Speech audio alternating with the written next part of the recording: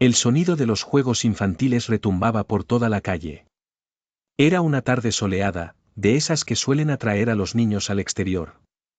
Las bicicletas se deslizaban por la acera y las risas llenaban el aire, mientras los padres vigilaban desde los porches. Sin embargo, en medio de toda esa normalidad, había una casa que siempre llamaba la atención, la de Marta. Marta era una mujer de mediana edad, con una mirada siempre perdida y un gesto melancólico que parecía adherido a su rostro. Desde hacía meses, su actitud había cambiado. Ya no salía a conversar con los vecinos ni permitía que nadie se acercara demasiado a su casa.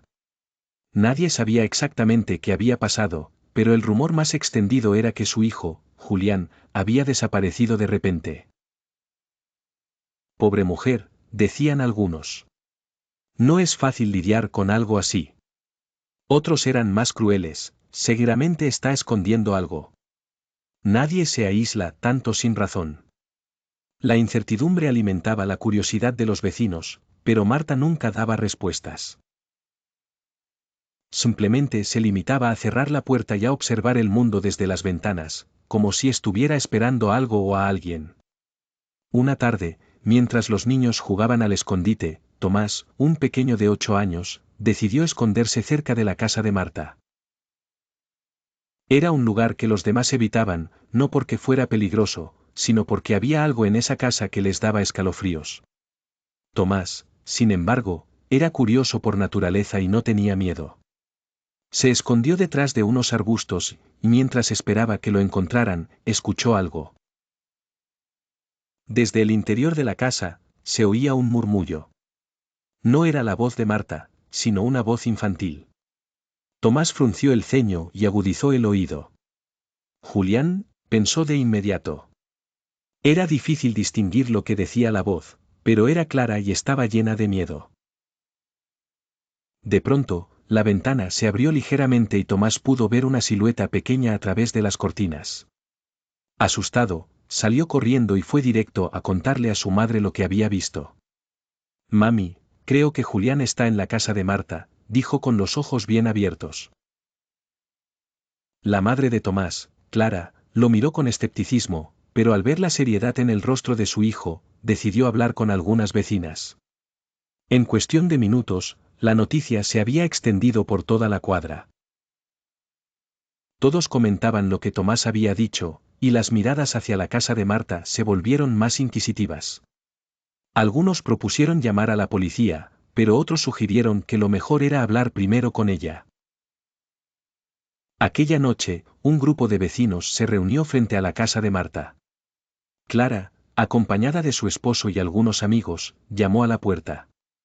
Marta tardó en abrir, y cuando lo hizo, su rostro reflejaba agotamiento y desconfianza. «Buenas noches, Marta», dijo Clara, intentando sonar amable. «¿Podemos hablar un momento contigo?» Marta los observó en silencio durante unos segundos antes de asentir lentamente y dejarlos pasar. La casa estaba oscura y fría, como si llevara mucho tiempo sin ser habitada realmente. Los vecinos se sentaron en la sala, mientras Marta permaneció de pie, con los brazos cruzados. «Hemos escuchado algo preocupante», continuó Clara, eligiendo cuidadosamente sus palabras. «Tomás cree haber visto a Julián en tu casa». Al escuchar el nombre de su hijo, el rostro de Marta se tensó. Por un instante, pareció que iba a negar todo, pero luego bajó la mirada y dejó escapar un suspiro. «No saben lo que dicen», murmuró, con la voz quebrada. «Julián no está aquí». Entonces, ¿por qué escuchó una voz infantil?, preguntó otro vecino, sin poder contenerse. Marta guardó silencio. Sus ojos se llenaron de lágrimas, pero se negaba a llorar delante de ellos. Finalmente, tras unos segundos que parecieron eternos, decidió hablar. «Está bien. Les diré la verdad, pero tienen que prometerme que no harán nada hasta que termine de explicarles». Los vecinos intercambiaron miradas y, aunque dudaron, asintieron. «Hace 6 meses, Julián desapareció», comenzó Marta, con la voz temblorosa. «Salía de la escuela y nunca llegó a casa. Lo buscamos por todas partes, pero no encontramos ninguna pista. La policía dejó de investigar después de unas semanas, y yo no podía aceptar que había desaparecido para siempre. Hizo una pausa para enjugarse las lágrimas antes de continuar. Hace un mes, recibió una llamada. Era una voz distorsionada, pero me dijeron que si quería volver a ver a mi hijo, tenía que hacer exactamente lo que me pedían. No podía llamar a la policía ni decirle a nadie. Me dieron instrucciones precisas y me advirtieron que si desobedecía, Julián sufriría las consecuencias. El silencio en la sala era absoluto. Los vecinos estaban atónitos. Me pidieron que dejara dinero en ciertos lugares. No era mucho al principio, pero luego comenzaron a pedir más. Hice todo lo que me dijeron, pero Julián nunca regresó. Hace 2 semanas, dejaron de contactarme y yo no sé qué hacer. Clara fue la primera en romper el silencio.